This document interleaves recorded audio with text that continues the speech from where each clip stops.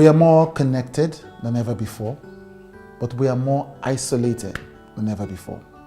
It's not a world many of us would choose to be in.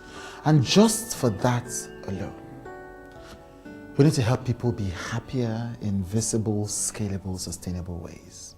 To make a person happy, that in itself is a worthy goal. Hi everybody, my name is Ismael Trevino and this is the Millennial Way Show. Thank you very much for being with us. Thank you very much for connecting through all our social media platforms. Today we continue in the second day of the World Happiness Summit. This summit is actually the second version.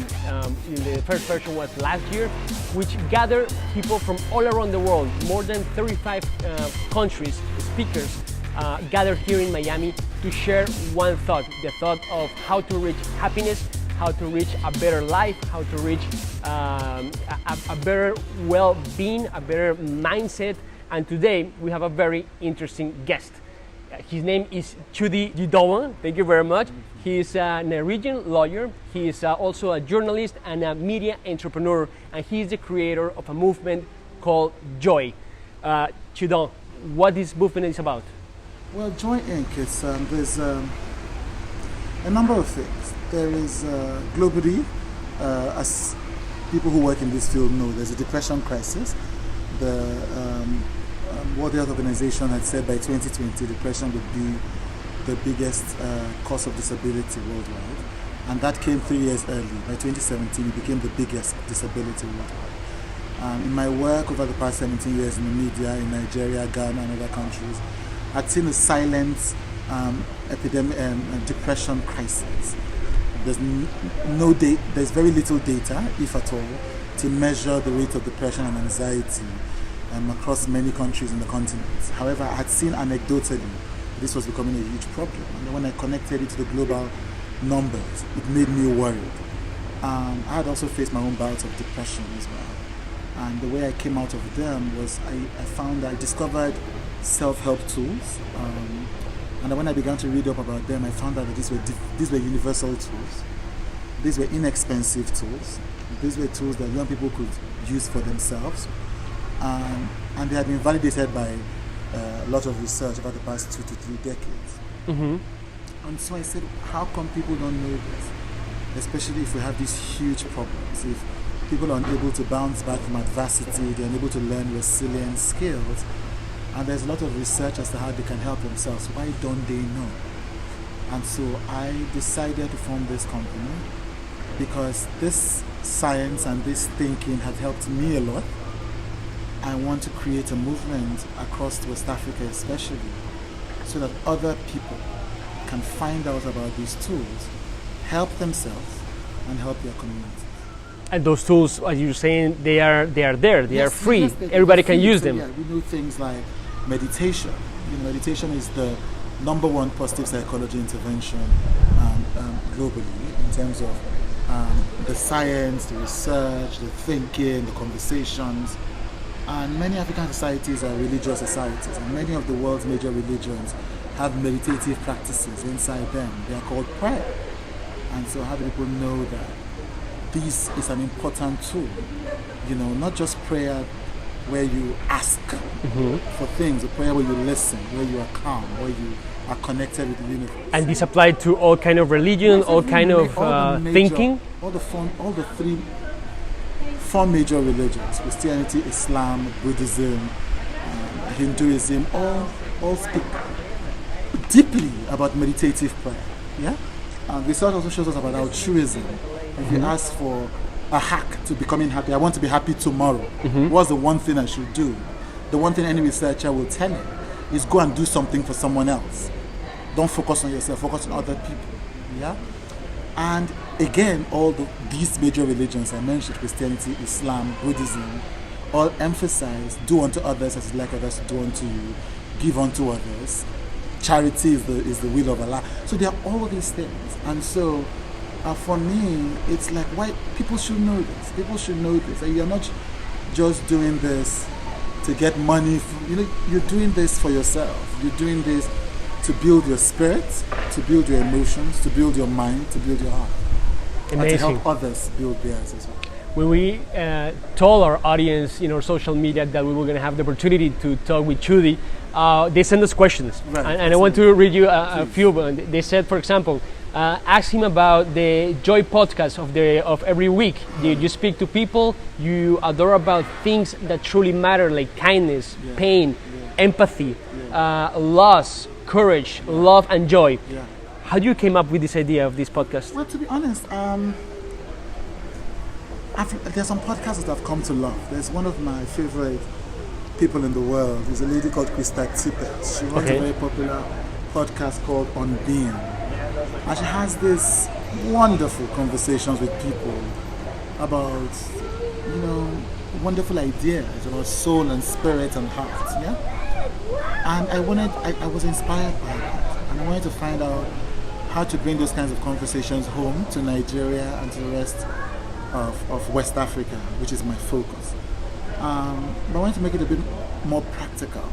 Yeah, how can people take all this thinking and use them in their day-to-day lives, and that's what the Joy podcast is about. How can you take all the latest and ancient thinking about happiness, about resilience, about emotions, about recovery, not just the science, but also the philosophy, also the theology, also all of these things, and how can you apply them in your life every day? How can we make this applied?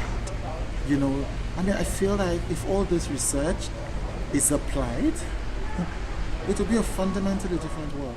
So why do you think that the society do not apply it? Because of economic growth. Ignorance, ambitions. It's economic growth. You see, at some point, the world began to prize the creation of wealth. Not necessarily a bad thing, but then it was a means to an end. So a summary of the wealth of nations, Adam Smith, is about the cunning of reason. If people create wealth, then they're able to create wealth for nations. Short form. But somehow or the other, we became lost in the pursuit of wealth for its own end, rather than wealth for everyone. Yeah. And then when that happened, the world began to confuse objective material standards of living for subjective internal standards of living. So we began to pursue one to the detriment of the other. Yeah?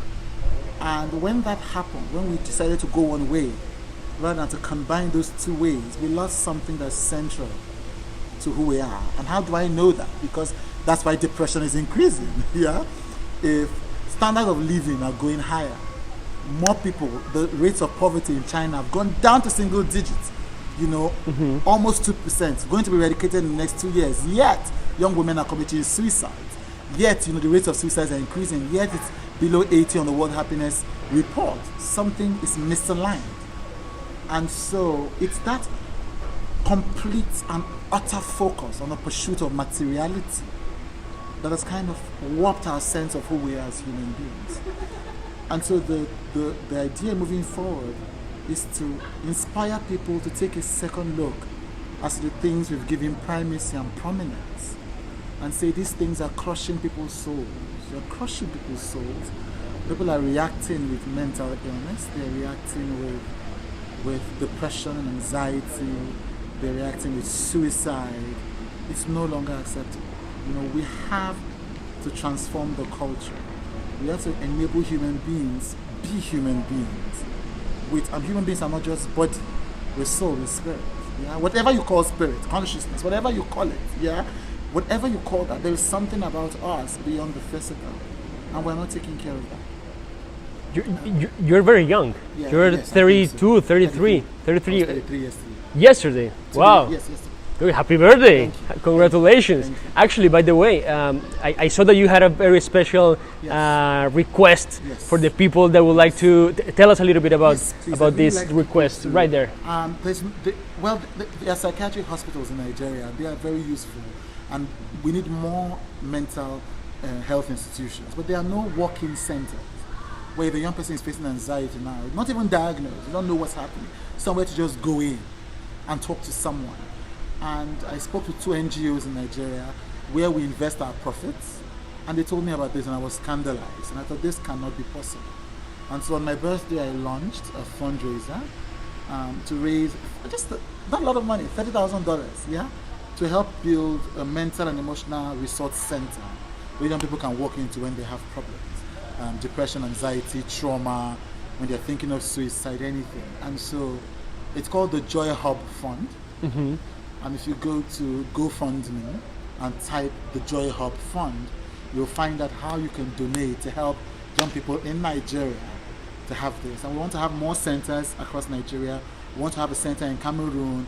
We may have a center in Ghana, but we want to start by doing this one in Lagos, Nigeria. Just, if you cut yourself, if you break your leg, you have a place to go. If you break your heart, you have nowhere to go. Yeah? And we know that people are unable, the same way that a person is unable to go to work because they broke their leg, it's the same way many people are unable to go to work because someone broke their heart. So if you want to look at its effect on the productivity of people, it's the same thing. So how about we begin, the World Happiness Report came out this week, and it said, before that, the World Happiness Policy Report came out, and it noted that people are more likely to die of physical illness, 25% more likely if they have a mental illness. That means that what we feel inside, they say if you want to predict voting behavior, the best way to predict voting behavior is not income, it's physical health, it's life satisfaction, mental and emotional health. So these things have real effects on day-to-day life. People are killing themselves because they are not happy. And so I want to create a physical safe space where young people can go and get this done in Nigeria. Wow, that's amazing, guys. Now you know it is GoFund, and then what? GoFundMe.com. GoFundMe.com. Okay. If you go there, just type the Joy Hub Fund. The Joy Hub Fund. And you'll be able to just make a donation. Chude, I remember when Deepak Chopra told us a few months ago that he was referring to the millennial generation as the suicidal generation because of the data, and it was showing up that actually is something that is really happening and that nobody is really taking care about it or talking about it to put that in the front pages of the papers. Yeah, it's weird. It's completely weird. And I think the problem is materiality. Now, to explain that, it's this idea that all that matters for human beings is the material, is our bodies, is money, is cars.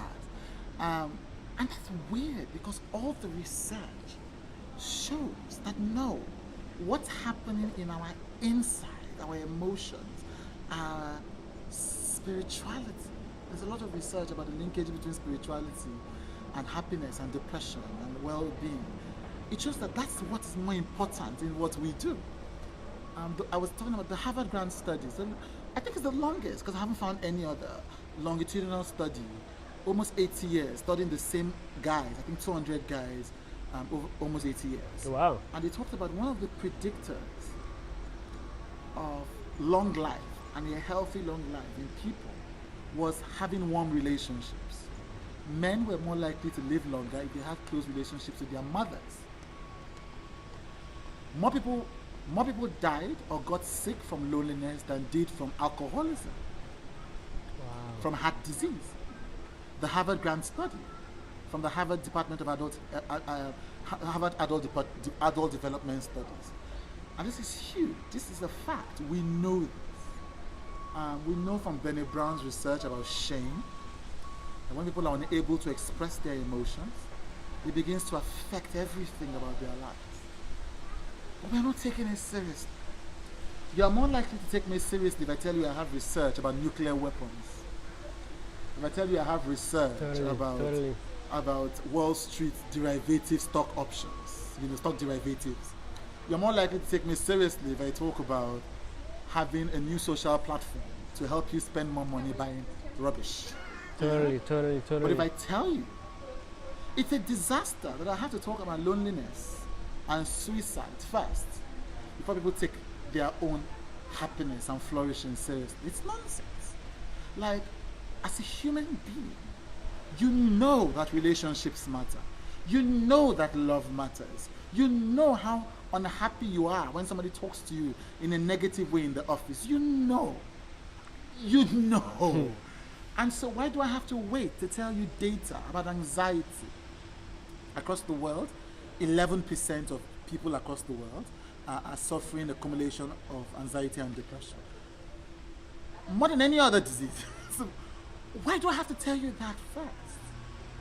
Before you take your own mental and emotional health seriously. Why? It's because the world has told us that what matters is money. We know, the research already shows us that money does not lead to happiness. We have data from the neurosciences that shows that when people lose money and become broke, after they learn to overcome that adversity, even if their financial situation hasn't materially changed, when they habituate, their happiness levels stay at the same levels as people who have earned $80,000 and above. We know this. Nobody's arguing with the data. Nobody has alternative data. It makes me want to run crazy as to why this is not front and center of national policy, of educational curricula, of mainstream cultural conversation. I don't understand. How will you define it in your own words, happiness? I call happiness the ability to be truly centered, to wake up every morning, to look yourself in the mirror, and to be satisfied about where you are in life, about how you are in life, about who you are in life. If you are at peace with yourself and at peace with the world, you will find happiness. And again, there is research that proves this. So this is not, Deepak Chopra has been talking about this for a long time. Yeah. Oprah has been talking about this for a long time. Tal Ben-Shahar has been talking about this for a long time. Martin Seligman has been talking about this for a long time. Yeah? And so for people who like quantitativeness, and like there's a Columbia researcher called Edward Tony Higgins, I think, who did massive research decades ago about what they call the self-discrepancy theory. Okay. If people didn't feel whole and centered, their values, their behaviors, all of that, if they don't align, they are more likely to slip slowly into mental health crises, into unhappiness, into all that. And so for me, it's clear what happiness is. If you wake up in the morning and who you are everything aligns. How you behave is aligned with your values. And you look at the world, no matter what you face, doesn't mean that you don't face adversity, but there's a deception that positive psychology, human flourishing, is about happy situations. No, it's about dealing with trials and tragedy. If whatever you're facing in your life, you find a way to be satisfied, that is joy. That is the flourishing life. That is happiness. Chude, the last question, and which will be that message to our viewers or followers that are maybe facing depression, maybe facing loneliness, maybe facing problems, economic problems, or heartbroken problems, to seek that truly meaning of happiness? Yes. I would have to recommend books that have helped me. Rising Strong by Brené Brown. It's incredible. It's a very practical book that helps you. The Book of Joy by the Dalai Lama and Bishop Desmond Tutu is one of the best books I ever read about joy. Complete tour de force. Option B by Sheryl Sandberg is an incredible book about how to face adversity and transcend trials. Yeah. On my YouTube page, Chude Jideonwo, I have over 240 videos.